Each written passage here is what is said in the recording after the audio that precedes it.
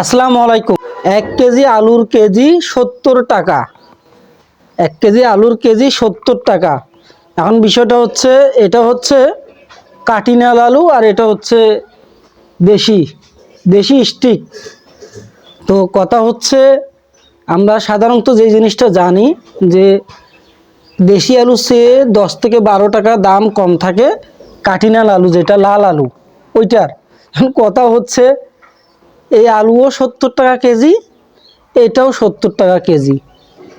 আর যারা বর্তমানে তো আলু সিজন, মানে আলু রোপণ করতেছে, এখন কথা হচ্ছে যে আলু রোপণ করতেছে তার বীজের কেজি হচ্ছে 105 টাকা বা 100 টাকা।